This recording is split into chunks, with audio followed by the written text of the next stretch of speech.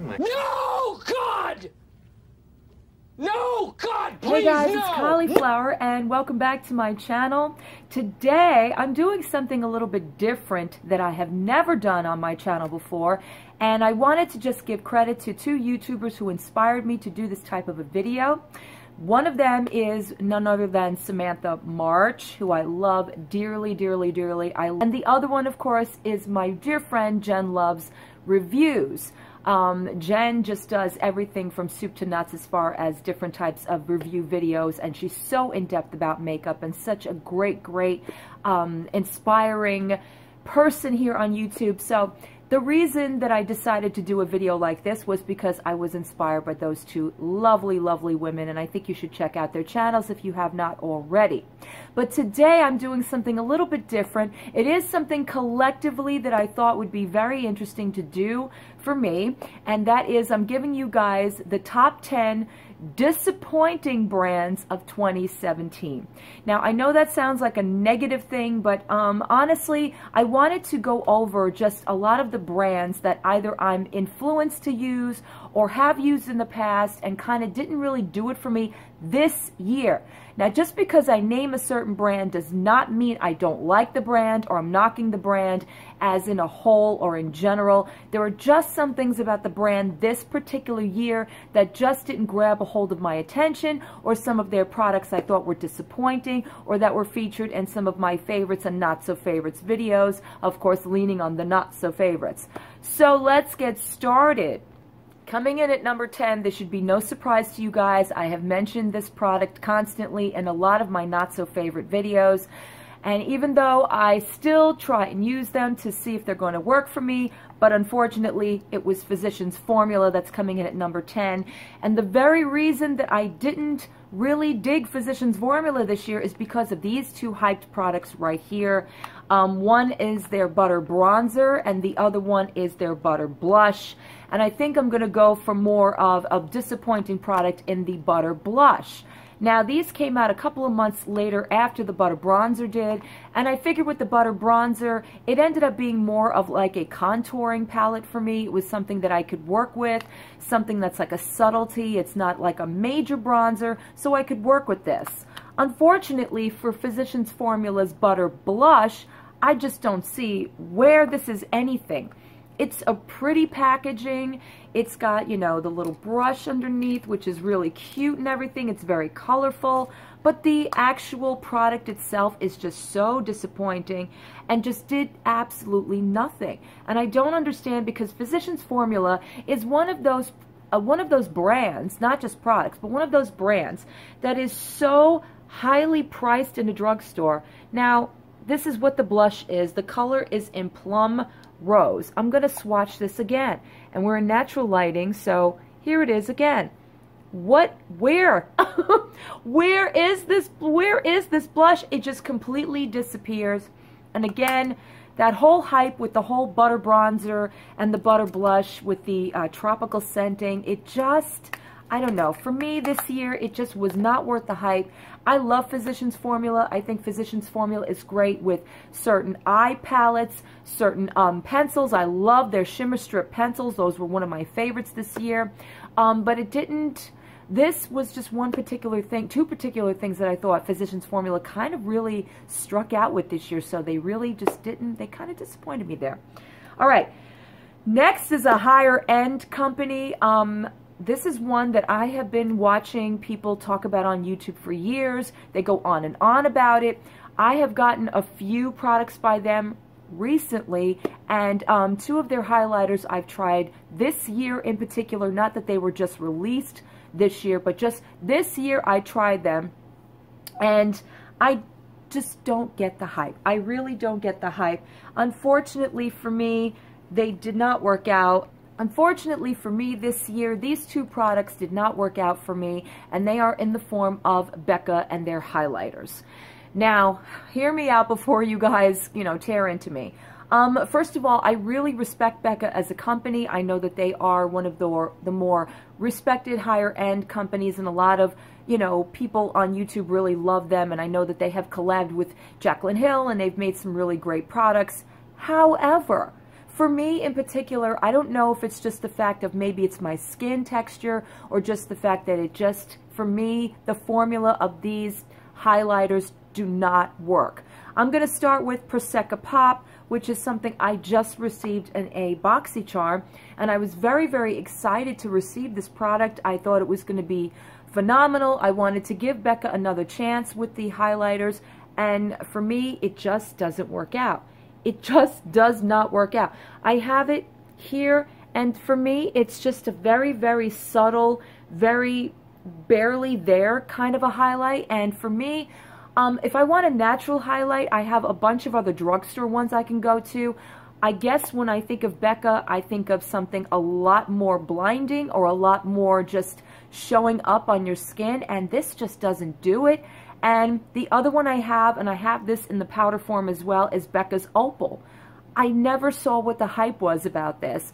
I have tried this in so many ways to like it, and it looks beautiful on right now. Like just swatching this right now is beautiful, but on my skin it just completely and utterly dissipates. It just doesn't show up, and you know, for me, I really want a higher end. If I purchase, and I did purchase this, I actually purchased this in a smaller kit. It was a $20 kit, which is a lot of money just to try something, and for me it was a very big disappointment. So for me, Becca just didn't cut it this year. Sorry, Becca.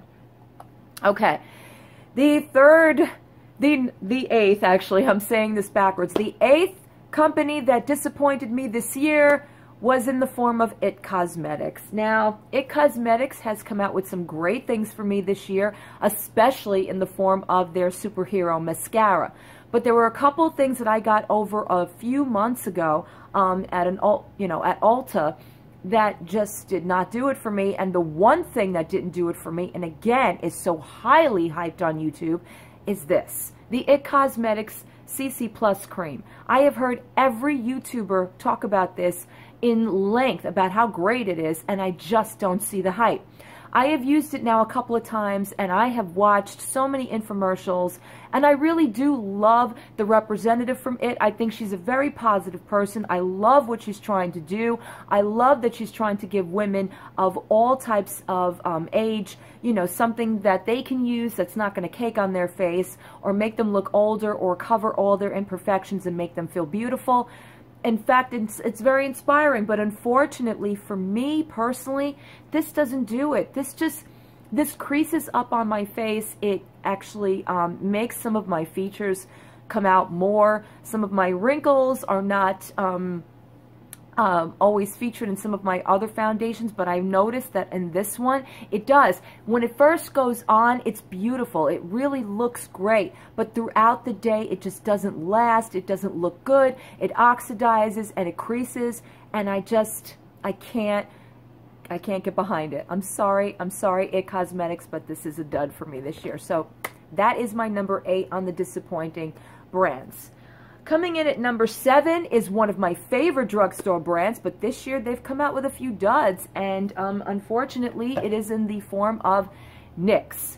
Now, NYX has come out with some great things, and I love them for a lot of reasons, but unfortunately for some of the more popular things that they have come out with this year, I think that they failed.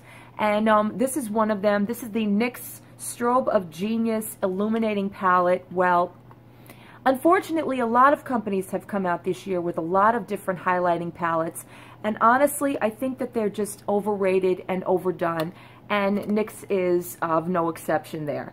Here it is. This is a 7-piece palette, which I don't really understand. More or less for me, it's not very cohesive, and I think it's because it's in the realm of these two colors right here, where you have like a yellowish tone, and then you have like this lavender tone right there. And to me, these are very chalky. I don't think that they have a real reason to be in there. They just don't do anything. And as far as on my skin, they disappear. Completely and utterly just fade away. The rest of these, this one right here, I wouldn't consider a highlight. I think that it's packaged in the wrong way. I would say that this is more of maybe a shimmering bronzer. And I'm not a fan of that. I'm just not a fan of that. And this is not cheap. NYX has really come up in their products, and that means that they've also come up in prices in their products, and some of them will be even as much as $21, $24. So it kind of disappointed me that NYX came out with something like this, so that's one of the reasons. And unfortunately, I hate to say this about something that's so popular here on YouTube, but I have to. This is the NYX Liquid Catsuit liquid lipsticks. I really wanted to like these. They're inexpensive. They're really, really popular here on YouTube, and everybody raves about them, but I really just did not like these whatsoever. In fact, they made my lips look so bad that I had to stop using them. And one in particular that really I didn't like was this one right here, and this is in the color Nudie Patootie. This is just not a good color. It's not a good color for me whatsoever. I wanted to like this because it swatches so beautifully.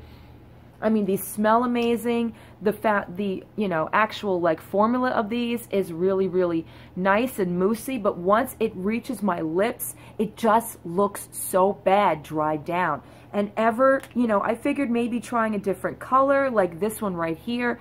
This one is in Goth Topic, and I love this color so, so much. It is a gorgeous, gorgeous color, but unfortunately on my lips, and right now I'm wearing something from MAC that's very, very similar, but on my lips, this formula just does not look good whatsoever. So it's very disappointing because Wet n Wild is one of my favorite drugstore companies, but this year just fell short with those products, so unfortunately they are on my number 7. All right, number 6 I don't have with me, but I did feature on one of my not-so-favorite videos, and it is in another higher-end company. This is such a hyped company on YouTube, and for this particular product alone, which I will probably show in a picture, and that is from Dior, and that is the Dior Show Mascara. Now, the reason why this hit my disappointing brands in 2017 is because for the very fact of what I've been talking about as far as being overly hyped and overly talked about, and I am a complete and utter mascara junkie. I love mascaras, and I was so excited to try this, and I got this as a 100-point perk at Sephora, and I couldn't wait to try it. But it fell so flat, and I mean this as far as I'm saying flat on my lashes, but it's just this specific product, and especially that I'm a mascara junkie, and unfortunately it just didn't rate for me high on my list this year in 2017. Okay, now this is going to come as a shock to you guys, but unfortunately this is one of those brands that I have begun to like on my channel, and then I have now decided that I'm going to abandon. And it's not even for just one thing in particular, it's just as a brand in whole, and that is CoverGirl. CoverGirl for me over the years has become increasingly more and more disappointing, and this year I completely stayed away from every product CoverGirl put out. I only purchased, I think, 1 or 2, and that was probably their foundations, and I really didn't see how great they were. CoverGirl, just for me as a whole, has gotten worse over the years. I think they come out with more hype than anything else. As far as mascaras, as far as shadows, as far as lip products, I have just not been happy with CoverGirl. And 2017, it shows because I eliminated having anything to do with purchasing them. I only have 1 or 2, I think, that I purchased, and one of their products is still sitting in my drawer. I have yet to try it out, and that is the serum foundation that they came out with earlier this summer that everybody was talking about, and I haven't really gotten a chance to really try out, or maybe I did. I think I used it once and I wasn't impressed. It's just one of those things that I just couldn't get around this year, so unfortunately, CoverGirl, you're there. Okay, the next brand that I'm going to talk about is a skincare brand, and this is a drugstore skincare brand because I do like to try out a lot more drugstore products than I do regular products or products you get from a department store or that kind of a thing, but it is in the realm of Biore. Biore over the years has been a really great company, and they have come out with more recent things that I was so excited to try as a line. This is one in particular. This is their baking soda line. I was very, very excited to try this line because, once again, another line that they came out before this one was their charcoal line, and I really, really disliked it. Biore, for me, has become more of a junky drugstore company as far as their skincare. I don't think their skincare is that good. I think they're kind of falling under the lines of like a Clean and Clear or even an Oxy, where it's maybe good for certain skincares, but it's not good for every skincare. I got this because this was an acne treatment. When I researched this was for more of like my skin, which is more mature, and if I have like a breakout every now and again, I figured maybe trying something like this, because it has a natural ingredients, being baking soda, that it would work. Well, it didn't do anything. And the other thing is Biore is starting to, I don't know, the smell of their products is starting to smell a little bit more medicinal and also a little bit more fake to me. It's kind of reminding me of the way Noxzema used to smell back in the day, but Noxzema was a very strong product and actually did something for your skin. Biore has just become a fail. I don't know. It just does not do anything. So this unfortunately has reached my list of brands that did disappoint me this year. Sorry, Biore. All right, coming in at number 2, another shocker this year, and unfortunately I don't like to say, because I love L'Oreal, but unfortunately L'Oreal has hit my disappointing products, disappointing brands for this year. They came out with a lot of the L'Oreal Infallible products. So one of them that I really hated this year was this one right here, the L'Oreal Infallible 24-Hour foundation. This was awful. This had to be probably hands down the worst foundation I've tried this year. It is gloopy, it is messy, it oxidizes, it does not look good on my skin whatsoever. And 24 hours, I don't know why certain companies claim that their foundations are going to last 24 hours, because who wears foundation for 24 hours? The other thing is some of their other infallible things that they came out this year, their lip paints, I absolutely could not stand. They were featured in a couple of my not-so-favorite videos where I thought that the butthole lips were unfortunately not a thing that I wanted to look like or wear on my channel. And unfortunately, that has happened with the L'Oreal lip paints. And then they came out with the L'Oreal eye lip paints. Well, that's not lip, but that's eye. But everything in the infallible line, just for me, was something I wanted to pass on once I tried a couple of products.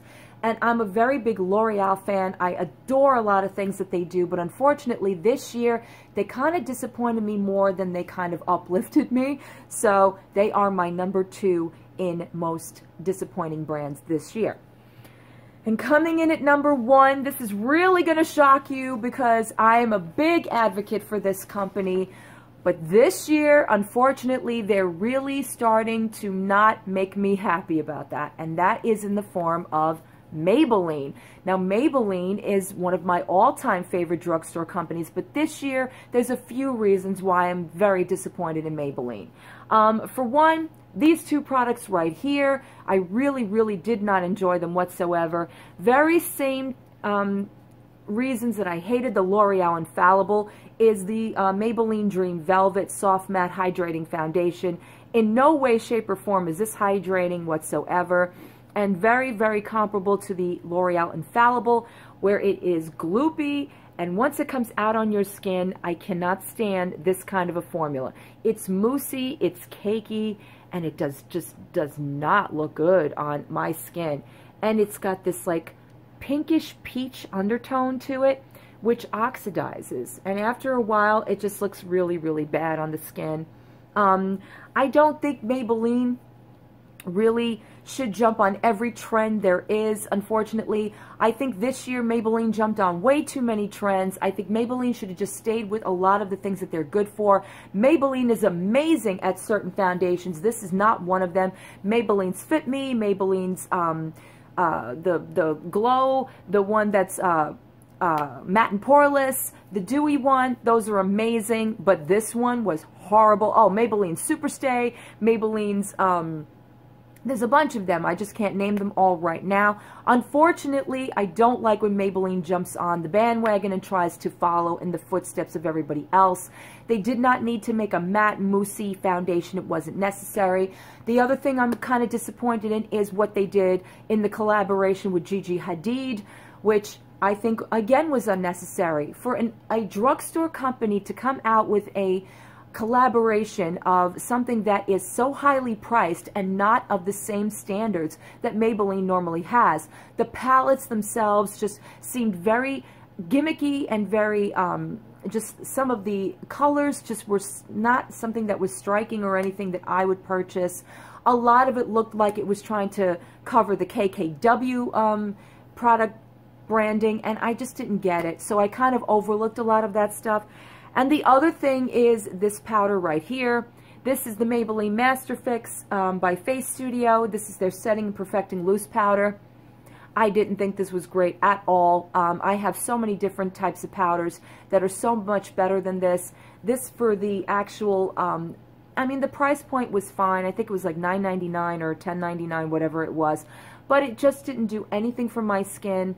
And I have so much luck with cheaper brands. I love my banana powder from Makeup Revolution. I have NYX. I have e.l.f. I have NYC, much cheaper, and they have done much better in the Setting and Perfecting Loose Powders. This was just a dud for me. And the reason why Maybelline, unfortunately, hit my #1 for disappointing products of 2017.